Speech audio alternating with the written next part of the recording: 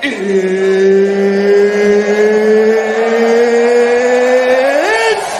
time!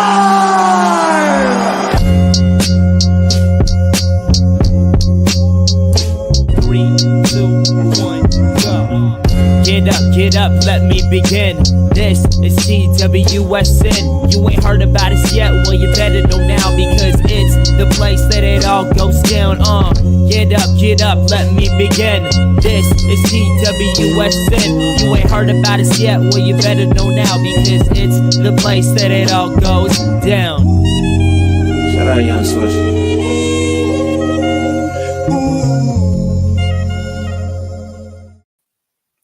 Ladies and gentlemen, oh yes, it is Thursday, which means it is time for some strikes and submissions. My name is Michael Daly, and I'm joined alongside my co-host, Nader Assaf. Nader, what's going on, my man? Nothing much. Just excited for another week of SNS. Really love this show. And again, I'm really happy to be able to get the opportunity to be on it. Thank you to Michael and everybody at TWSN. I'm just ready to talk some MMA and get into this really stacked show. Let's not waste another second. UFC 272, it was a good one. There weren't any title fights, but that didn't matter. We're going to start off by talking about the co-main event. Rafael dos Anjos defeated Renato Moicano via unanimous decision. Nader, your takeaways from that fight? I mean, what is there not to like about Rafael dos Anjos after that fight? That was an absolute masterclass. Yes, it was against an unranked opponent, but how can you not just be impressed to see a legend do his thing like that? And surprisingly, after this weekend, I know we talked about it last week, but it's kind of weird to see that Rafael dos Anjos' stock went up higher than Islam Makhachev's after the last 2 weeks. I mean, Rafael dos Anjos now has put himself back into a title mix after fighting an unranked opponent, while Islam Makhachev penalized himself for not only not taking the fight, but opening his mouth in the first place. And now, dos Anjos always has that leverage for whenever they fight, if they ever do fight, to the point, to where he retires. So now, dos Anjos now has a one-up on Islam Makhachev. He just absolutely styled on Renato Moicano, put himself back in the title mix. And if I was dos Anjos, I don't know why I wouldn't continue to stay active, because that was amazing. So, yeah, I think that it was a great fight. Huge shout out to Renato Moicano for showing, the heart of a true UFC fighter, just being able to stay in there and take that punishment for 5 rounds, because that was brutal. Nader, you're going to get me in trouble here, because I like Rafael dos Anjos. I picked him to win that fight, because whenever you sign up to fight Rafael dos Anjos on short notice, you're in trouble. Everything favors him. Look what happened to Paul Felder. Look what happened to a few others who took fights on short notice. The reason why I said, though, you're going to get me in trouble, you had to bring up the Islam Makhachev situation. I like dos Anjos, but in this situation, he's annoying me. I do not like how everything is shaking out with Islam Makhachev. 2 weeks ago, Islam was the guy to be next in line for the lightweight belt. Now he's not, because Rafael dos Anjos is still hanging around and was calling him out, and Islam made the mistake of calling him out, saying he's ready. This whole situation is bothering me. It is, because let's face it, if those two were to fight, I'm telling you right now, Islam's beating him.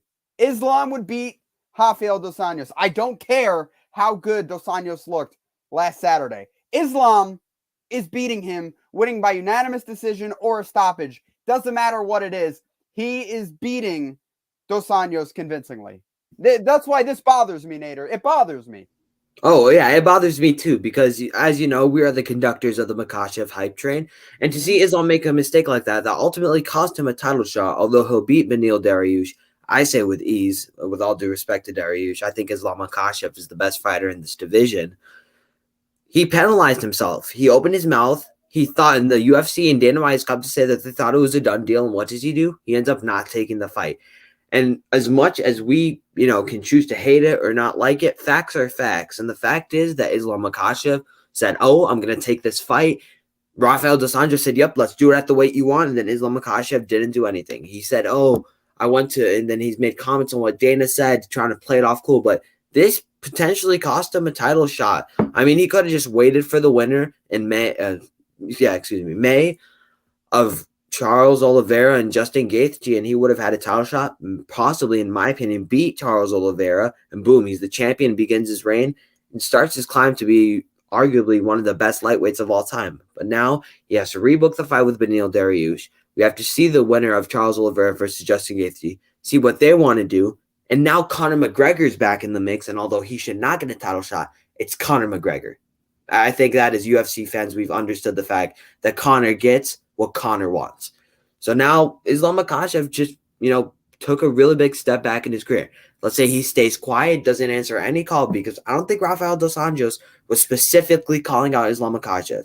He waits it out. Rafael does what Moicano does. Maybe Islam makes a positive comment, shows, oh, wow, look at it, beast friendly. I know that sounds kind of weird, but maybe he makes a comment about dos Anjos' performance, but, kind of reassures the fact that he's next, and he continues to push the campaign for being next and getting that title shot. And boom, Islam Makhachev is champ by what? I would say October maybe. And there he goes. But he said one thing, and now his whole career is taking a step back. If Conor gets inserted in this situation, at that point, I have lost all respect for the UFC system, the championship system. I get he's a big star, but you got to give him one fight and then put him back in the mix. If he just gets it right off the bat without a warm-up fight, I mean, come on. But we're going to transition now to the main event. Colby Covington did his job, a unanimous decision victory over Jorge Masvidal, former roommates turned arch enemies. Colby did what he had to do. This Nader was a masterclass performance of striking. Colby knew how to get in and out of the pocket, light Jorge up with jabs. Yeah, he took a few shots from Jorge, but that's fine. He has a strong chin, able to absorb it, and the grappling ultimately won him the night. Yeah, you got a one-up on me with the Rafael dos Anjos fight, and I think now we're even. We're both 1-1 on our predictions for UFC 272.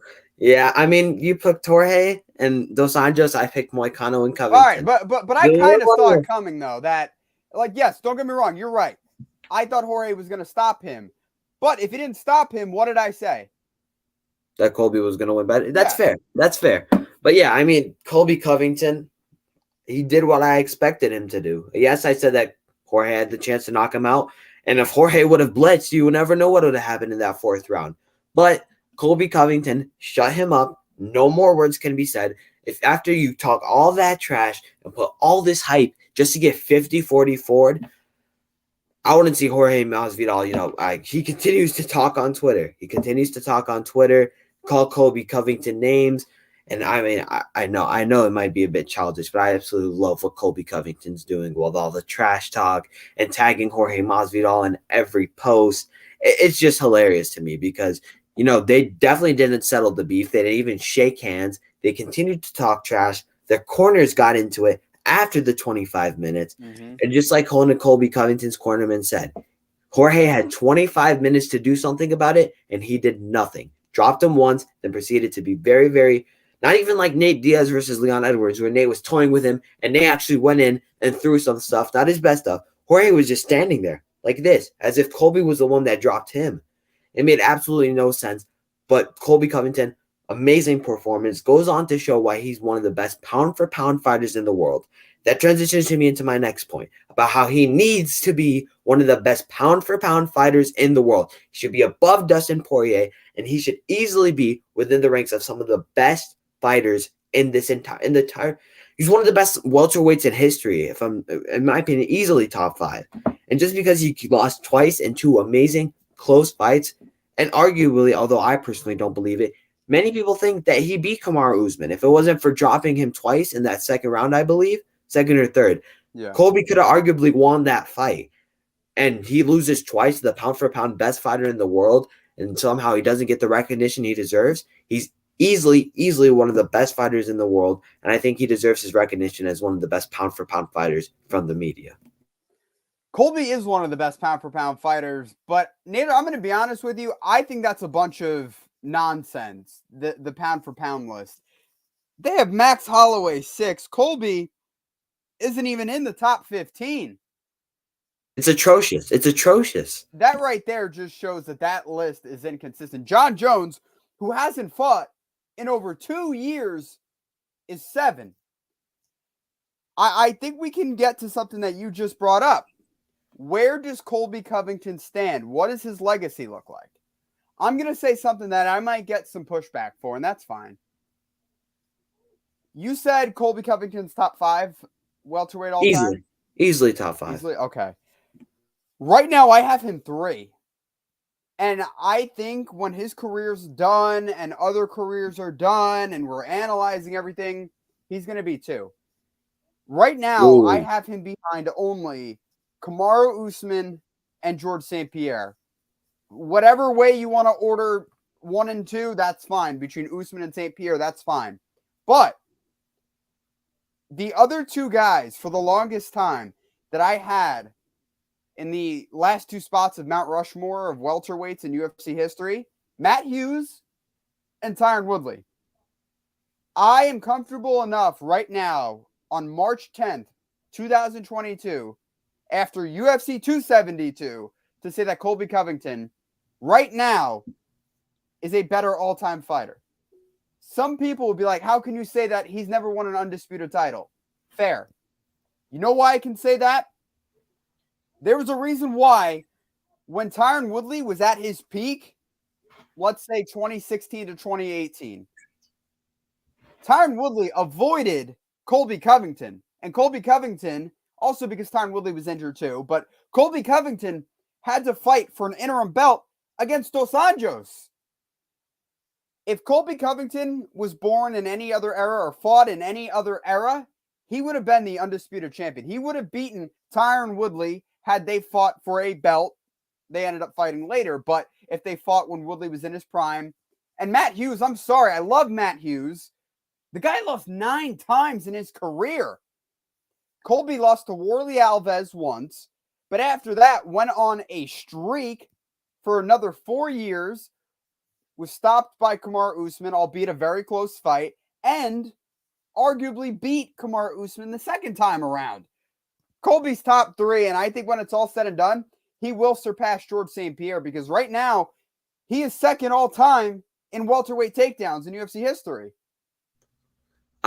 Michael, I mean, I love Colby, and I think that he's talent-wise, he's easily top 3, but I cannot put him against George St Pierre, over George St Pierre, unless he wins an undisputed title. And yes, I get it. He's fighting, and I get your side of the argument when it comes to the fact that he's born in the same era. Sorry, not born. Well, yeah, technically born too, but he's fighting in the same era as the #1 pound-for-pound fighter. Arguably, I mean, if you have George St Pierre as your GOAT, within 2 years, I think you're going to be having Kamaru Usman as your GOAT. Because I think when it's all said and done, Kamaru Usman will be the greatest fighter of all time. And I know that's maybe a hot take, but I don't really think it's a hot take at all. I think that Kamaru is doing everything possible he needs to not only have the resume, but the dominance, the striking, the wrestling. He has everything, that guys like John Jones, Khabib, and GSP has. But I think he's done it in a more impressive fashion while staying active on top of it. But I just cannot see putting Colby Covington, at least legacy-wise, over George St Pierre. George St Pierre, right now, in my opinion, I think he's still the best welterweight of all time. I think that Kamaru is better than him, but I just feel like he needs 1 to 2 more defenses before I can really put him over GSP. And the fact that Colby Covington, as you said, I mean, yes, his resume is impressive. He's beaten Damian Maia, but besides Damian Maia, he's only beaten Tyron Woodley and Rafael Dos Anjos and Jorge Masvidal. Dos Anjos, good win. Tyron Woodley, back end of his career, and Jorge Masvidal, journeyman Judas Masvidal, as Colby likes to call him. His resume isn't there. His skills are definitely up there, but I just don't see it. I mean, who else has he fought? He's fought Max Griffin. He beat Max Griffin. He beat Brian Barberena. And sorry, I forgot one person, Robbie Lawler. Robbie Lawler, former UFC champion, arguably top 5 welterweight of all time. So, yeah, I mean, it's an impressive resume, but it's nowhere near the caliber of GSP. Nader, here's why you're wrong. You have to take into account the era. Right now, George is ahead of him, but when it's all said and done, Colby could end up fighting for a third time against Kamaru Usman. That's how good he is. George fought in an era where, as great as he was, the fighters were not nearly as good as they are now. And you said, oh, who has he fought? Dong Hyun Kim is another name. You also left out Robbie Lawler from the jump, and you added him later. Robbie Lawler, that's a big name to have on your list. Again, back end of Robbie's career, too. It wasn't like he was fighting Prom Robbie. Excuse me, that was 2.5 years ago. Let's not act like... 2.5 years ago? That was what? Robbie reigned supreme in 2015. Come on. 2015, 2016? Wasn't that? And then Tyron Woodley took over. Robbie's hasn't really been active in the sport. I mean, yes, it's different if he beat a guy like Robbie Lawler. No. Back then he was, though. Back then he was active. Because if you remember, 6 months earlier, he had that controversial loss to Ben Askren. I thought he probably should have won that fight too. But let's not act like in August 2019, Robbie still wasn't hanging around as a virtual top 10 contender. Now he's not. But then that win looks very good. Right now, Colby is not on George's level. But if he can surpass him in number of takedowns, he's only 20 away. Colby can do it. Colby took down George 6 times. You mean to tell me if he doesn't get 88 takedowns in his career, he can't be better than George? Come on. I mean, going back to that Robbie Lawler argument, Robbie Lawler by the time he fought Colby Covington, it was 3 years and a month since he fought Tyron Woodley. Who's his wins after that? He won against Donald Cerrone. He lost in a unanimous decision to RDA. That Ben Askren controversial loss that nobody to this day I think knows, because I don't know why Robbie Lawler would go limp in his arm and then expect Herb Dean to just continue the fight, especially after you heard Herb Dean's entire thought process behind the bulldog choke and his neck, and then his arm went limp. So I don't know if that's too much of a controversial loss. Yes, it's controversial because he popped right back up, but at the same time, you don't know. Not only that, I mean, Robbie Lawler was nowhere near the caliber of a fighter that he was 3 years before that. If he beat prime Robbie Lawler, Rory McDonald, Johnny Hendricks, Robbie Lawler, then yes, that's a big difference. He would have, though. That's the thing. He would have. You never knew. Okay, exactly, but he didn't, Michael. The thing, he would have beat him, but you never know. Robbie Lawler, though. But no. He's an old Robbie Lawler in 2019. It's not like Robbie Lawler, the version of 2021 Robbie Lawler who beat Nick Diaz, who was way past his prime then. Robbie was still competing. Robbie hurt Ben Askren. When have we ever seen Ben Askren hurt? Ben Askren was a bum in the UFC. Oh, stop it. He was one of the best fighters outside the UFC, but he was a bum in the UFC. The dude got destroyed by everyone he fought for the most part. This guy was undefeated before he went into the UFC in one championship. He used to just destroy guys. He used to just grab them, put them on the floor, and wrestle. He didn't have the striking necessary to compete in the UFC. He went to the UFC, got destroyed by Masvidal, got destroyed by Maia, got destroyed by Robbie. Yeah, but Nader, clearly you haven't watched Ben Askren because he's fought Lyman Good. He fought a bunch of Andrei Koreshkov. He fought a bunch of guys who could have put his lights out, but they couldn't. Robbie Lawler different time in his life. And Robbie Lawler was old, according to you. I mean, no, not necessarily, because he fought Ben Askren in 2019. And yeah, even when Ben Askren came into the UFC, it wasn't like he was in his peak form. It wasn't like that. I mean, obviously, that wasn't 2016 Robbie Lawler versus 2016 Ben Askren. They were both 2019, late 30-year-old guys. I mean, but didn't Colby Covington say Robbie Lawler was past his prime in 2019 when he fought Colby Covington? He was past his prime, and he was past his prime against Ben Askren, and so he was still good enough to hurt Ben Askren, though. That's what I'm saying. His power. Everybody was good enough to hurt Ben against Colby Covington too. And Colby Covington neutralized him. Damian Maia also destroyed Ben Askren in the later part of his career. The difference there, okay, if you want to bring that up, the difference there, Ben Askren did not train any jiu-jitsu whatsoever. That's Ben Askren's fault. Okay, but why are you bringing that up? What does Damian Maia have to do in this situation? Because Damian Maia, after his fight with, let's see. So Damian Maia, right? Damian Maia fought Ben Askren in 2019. Damian Maia, in about 6 months ago, had one of the most atrocious performances I think I've ever seen against Bilal Muhammad. That was an absolutely terrible performance. Mhm. And those two performances were only 1 year and 6 months apart. That's essentially nothing for a fighter like Damian Maia, who's not taking fights every 1 year and 6 months is as long as some guys take breaks between 2 to 3 fights. I mean, honestly, I think that Colby Covington's resume is good, and even with Robbie Lawler. I mean, look at GSP. He fought D, and yes, eras are different, but so were the fighters that were in those eras. They're acclimated to their era, so you can't really judge based off era. Maybe that's different for MMA, and I'm thinking in basketball or baseball or football terms. But listen to this. Nick Diaz, Johnny Hendricks, Bisping, Condit, Jake Shields, Koscheck, Hardy, BJ Penn, Matt Serra, Matt Hughes, Josh Koscheck again. He redeemed everything. He fought all-time greats multiple times. And I think that resume and legacy is big when it comes to ranking guys in the top 5. And I just don't see how Colby Covington, unless he goes, beats Kamaru Usman, beats Hamza Chimaev, and beats, I would say, 2 to 3 more contenders, can even be somewhat close to GSP. I don't know how you could be so dismissive of the fact that one day he can do that. I think he can surpass George if he's able to break his record, because he also beat Damian Maia too. You're bringing up Damian Maia. He beat him in Brazil. Oh, Nader. George is what? 2 losses, right? 2 losses, right? Yeah, 2 losses against Serra and Hughes that he redeemed. Okay. Aside from Warley Alves, taking that aside, what were Colby Covington's 2 other losses? Colby Covington's 2 other losses were Usman and Usman. I'll answer Usman and for Usman. you. Yep. It was Usman and Usman. Come on. Give me a break. Okay. Okay, but like also George dominated for what? After his Serra fight, George was one of the most unstoppable forces the combat sports world has ever seen. Dude went on what? A 10-fight win streak? Colby Covington sat out for what? A year after he beat Tyron Woodley and expected a title shot?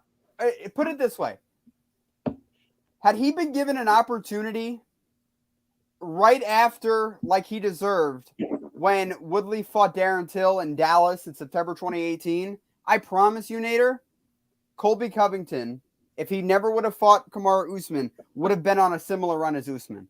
No one's touching Colby Covington, but wait, hold on. George St Pierre should have lost his last fight against Johnny Hendricks at 170. That's disputable.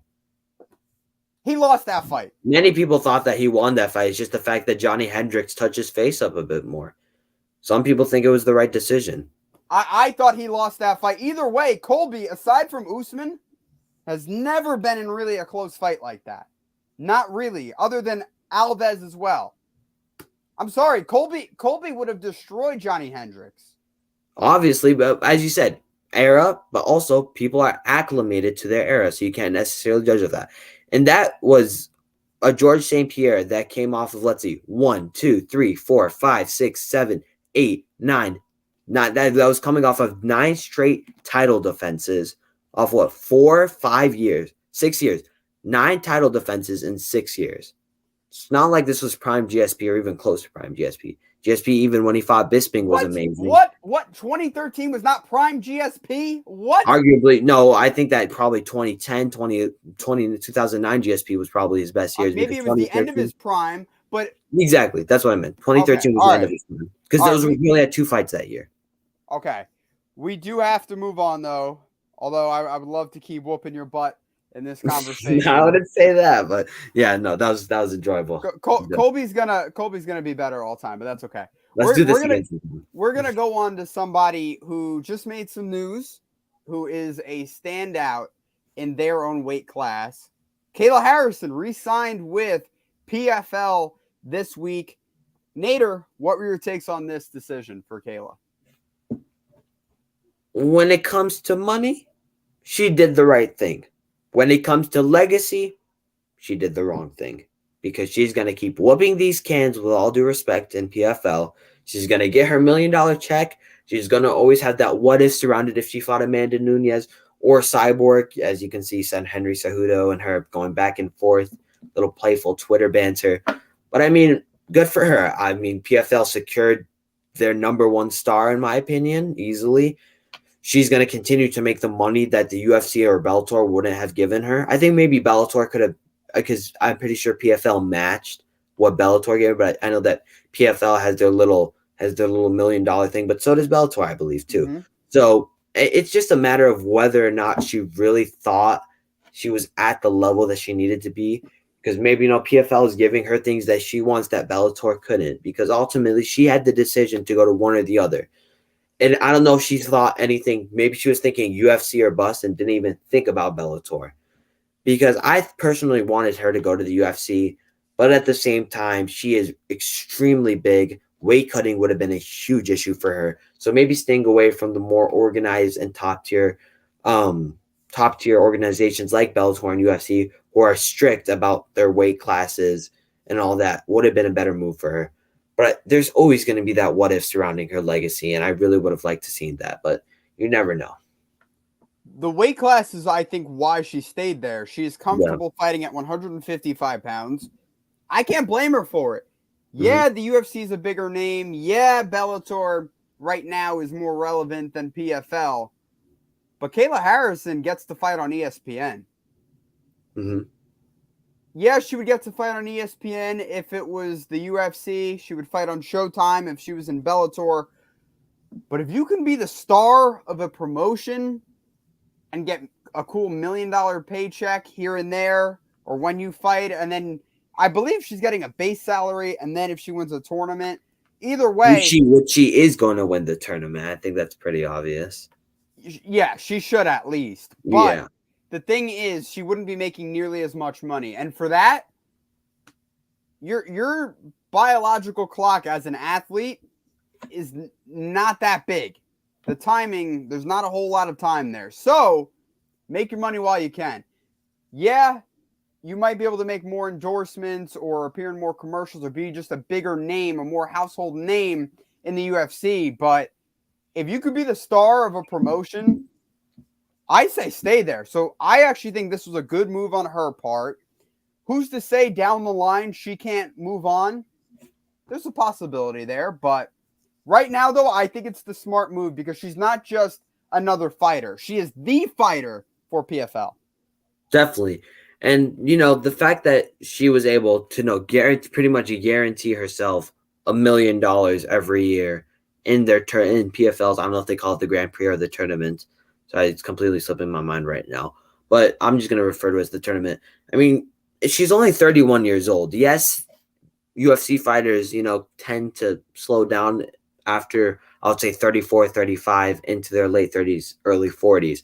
But you never know. How long was the deal, Michael? Wasn't it 4 years? 3 to 4 years? I believe it was 4 years. 4 years, yep. She'll be 35, and you never know. Maybe at that stage. But I don't think Amanda Nunes is going to be hanging out there too long. I think that she's on the back end of her career.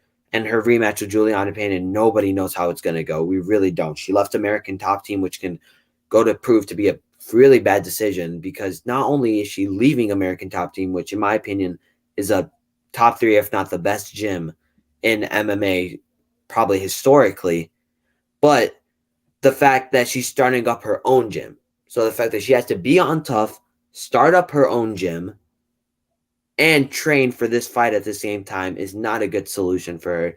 So you never know. Maybe after this Pena fight, she either goes down and fights Valentina or she retires. You don't know. So, I mean, we're never going to see Kayla Harrison and Amanda Nunes, in my opinion. Kayla can come at the end when there isn't, a GWO just hanging around in the divisions that Kayla's in and potentially just go win a belt in the UFC to finish off her career. But I think it was a smart decision personally, but for us fans, it's always going to be, as I said, what could have happened. It could be a Fedor Emelianenko situation where it's like you just said, what could have been had he or she joined.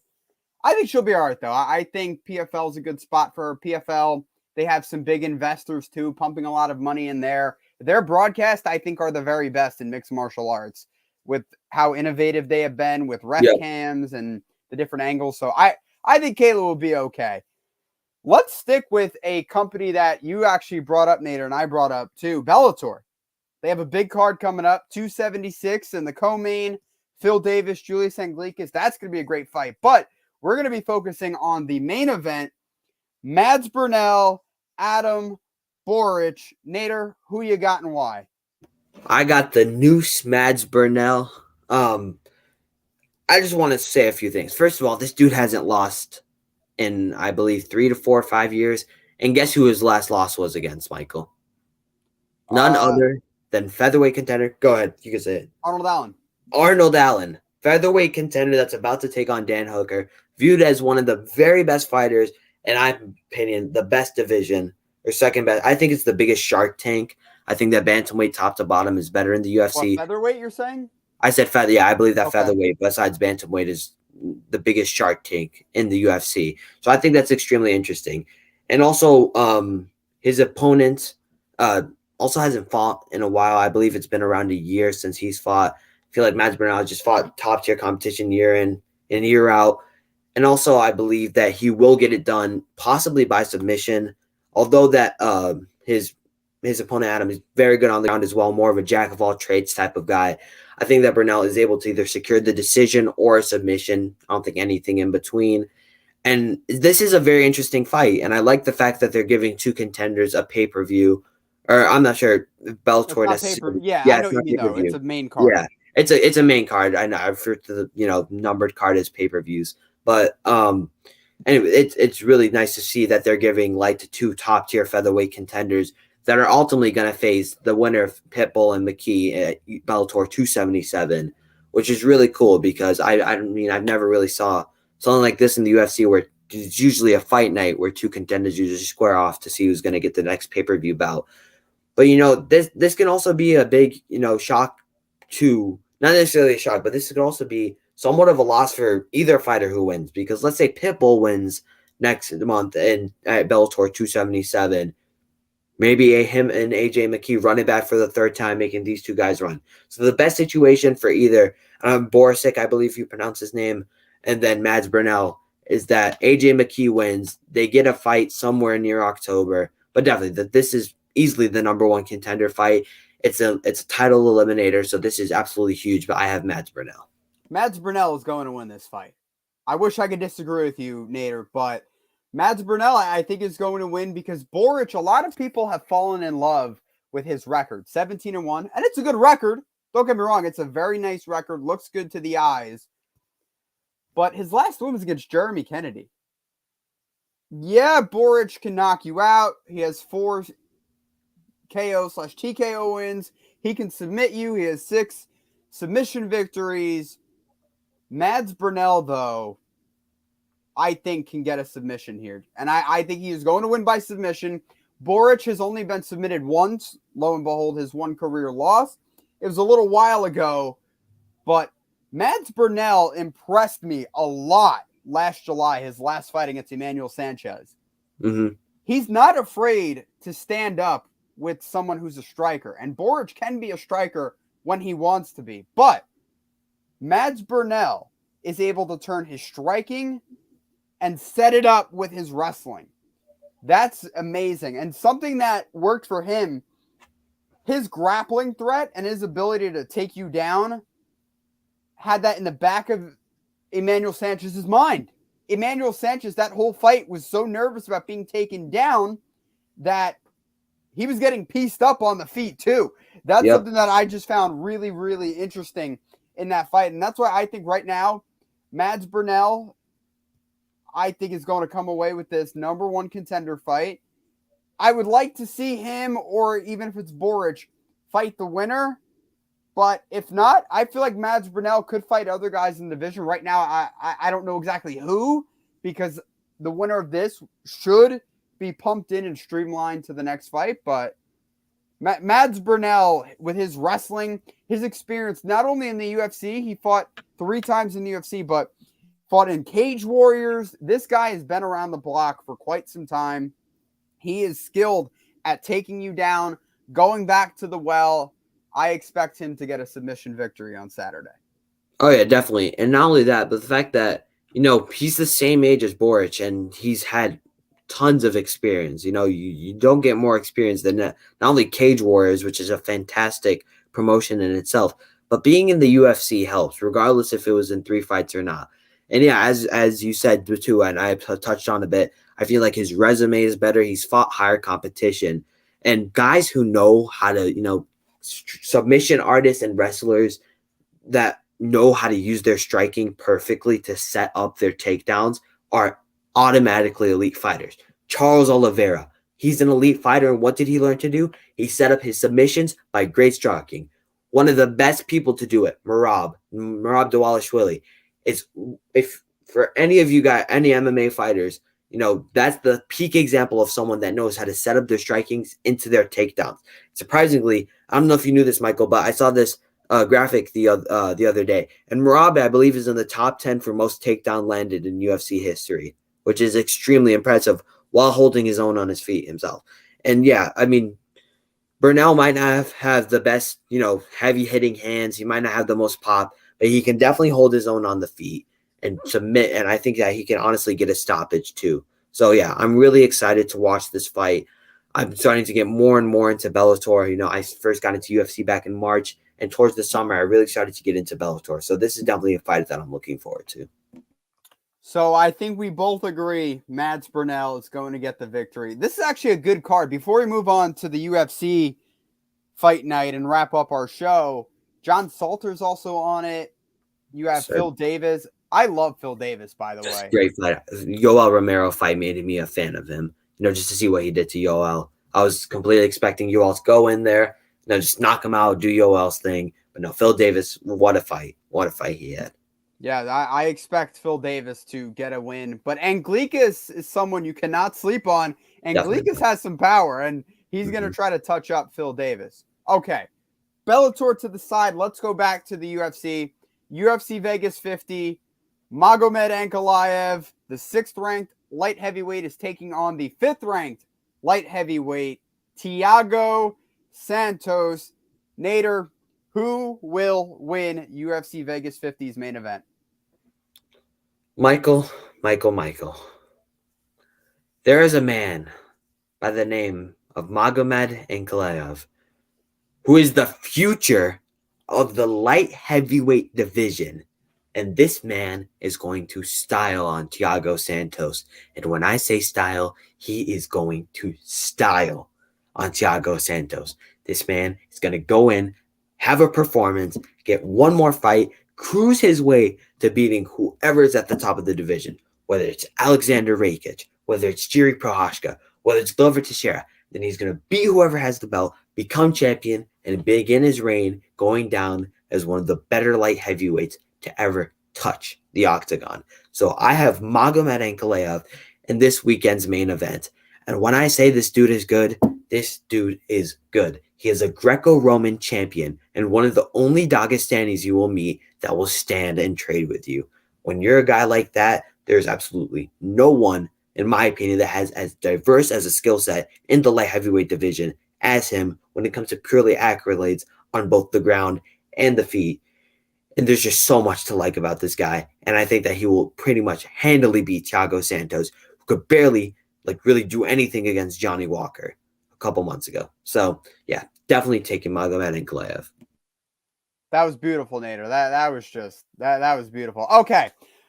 Let me tell you why Thiago Santos is going to get this win. And before I do that, let me summon the words of Roy Jones Jr. Y'all must have forgot. Y'all must have forgotten about Thiago Santos. I guess that 3-fight skid he was on not that long ago made people say, I don't think this Santos guy, even I'm pronouncing his name wrong, Thiago Santos is all that what he's cracked up to be. Ladies and gentlemen, he is. Is he the fighter he once was? No, he's not.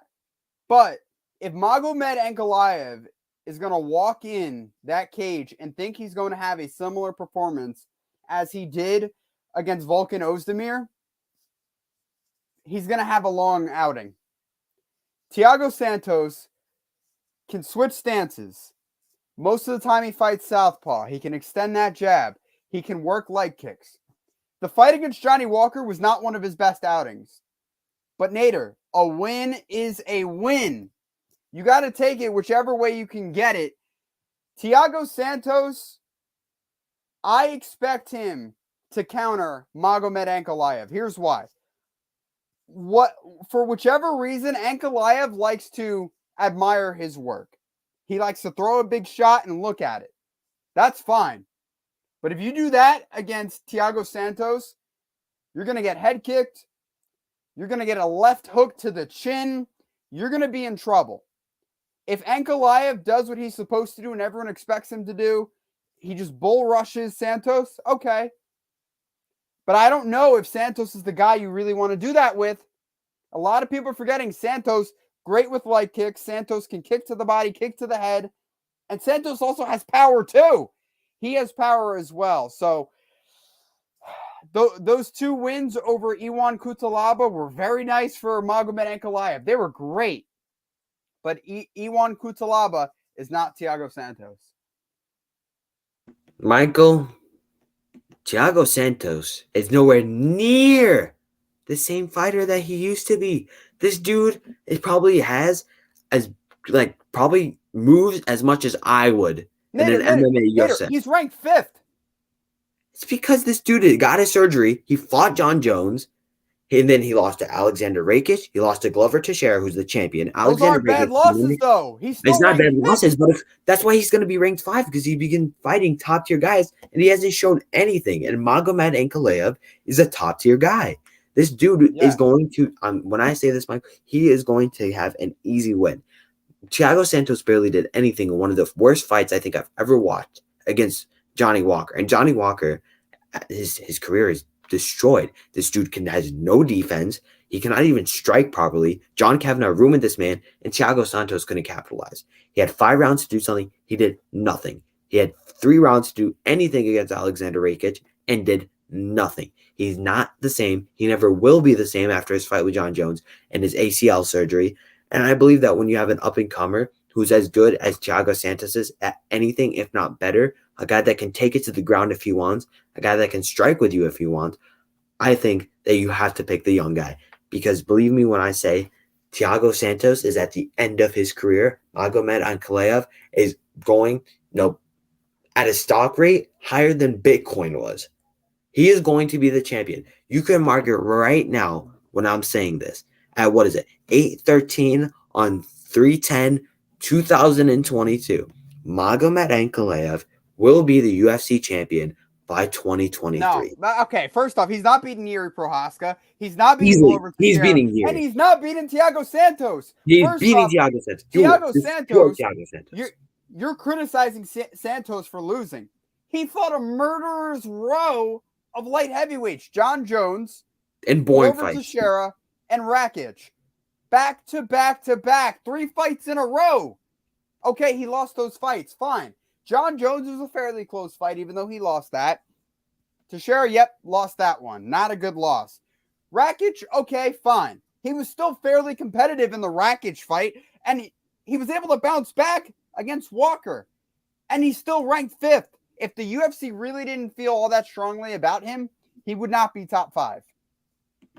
I mean, when you just look at the stats of that fight, it is just atrocious. They threw a combined below 100 strikes. Yeah. When you actually look at it, Johnny Walker he landed more leg kicks. Thiago Santos barely outstruck. Thiago Santos landed 48 strikes in a 5-round fight. And let's see, barely any of those were significant strikes even. 41% significant strikes. He landed 9 head strikes, 16 body strikes, and 19 leg strikes. That is atrocious against a man like Johnny Walker, who is probably one of the worst contenders I think I've seen. This dude is atrocious. Thiago Santos is prime Thiago Santos, John Jones Thiago Santos against Magomed Ankalaev, completely different story. But this dude is not the same. He will never be the same. Okay, first off, here's why you're wrong. Johnny Walker is 6'6". That's a weird guy and weird angles to have to prepare for. Like, the thing is, Nader, with all due respect, my man, Magomed Ankalaev, as solid as he has been, his biggest win is Volkan Oezdemir. You look at Thiago Santos, right before he faced John Jones, he beat Jan Blachowicz. And then look what Jan Blachowicz did. So that win looks even better now.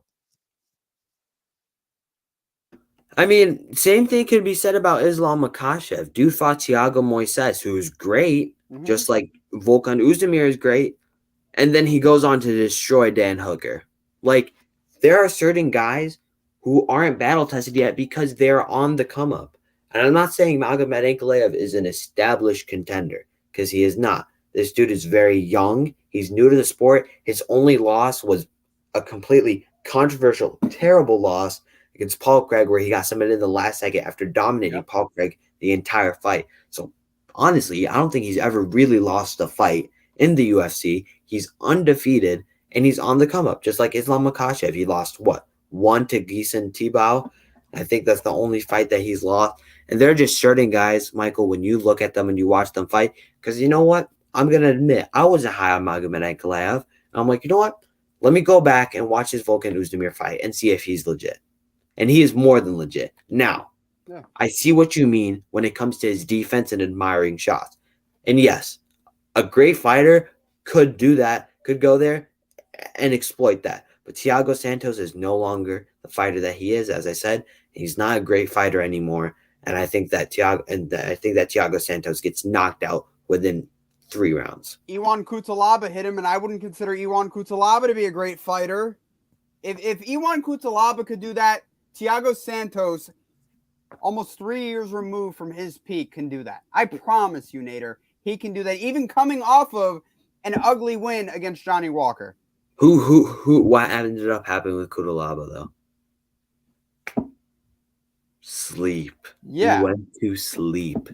In the first fight, he got rocked right away. Second time, he went to sleep. Yeah, but the first time, he was still throwing. The first fight, he was still trying. Yeah, he was rocked, but he was still trying to throw shots. He was playing possum. He played possum much too well, and the ref stopped that. I mean, if that fight would have kept going, Magomed would have knocked him out, I think, in 2 rounds. But, I mean, he played possum, and it didn't work to his advantage. He was hurt, but he was still aware of his surroundings. Obviously, but he was also doing this, too, which is fairly obvious. I don't know how the ref didn't pick up on that. But he just started moving around like that after Magomed actually was hitting him fairly well. All right, so you got Magomed Ankalaev, who you think is going to be a future champion. I think if anyone in this division is going to be a future champion, I think it's probably going to be Yuri Prohaska. Rakic is another name, too, I think you got to pay attention to. But look, Ankalaev could prove me wrong. Next week, I could eat crow like I had to do this week for saying Colby Covington was going to lose. That's fine. You are going to. It is not a prediction. It is not a guess. It is a statement. And it is a fortune-telling moment from me, Mystic Nader. If you're going to say Mystic, at least have your name start with an M. No, I change it up. I'm Mystic Nader. I don't need none of that rhyming stuff. Not Mystic Mac, not anything. No, I am Mystic Nader because I tell the truth and I tell the future. And Thiago Santos is going to sleep. And if he doesn't go to sleep, he's going to get styled on for 5 rounds. You tell your truth, not the truth. That's the thing of distinction here. But all right, that's going to wrap up this show. Nader, you got anything else for us before we call it a night and say hello to everyone again next week? No, dude, great show. I appreciate you, Michael. Yep. Thank you for tuning in, everyone. It's always fun to just have a little debates between us MMA guys, especially for a sport that we're so passionate with. Tune in on Friday and Saturday to show that Michael was wrong, and don't be afraid to rub it in his face a little.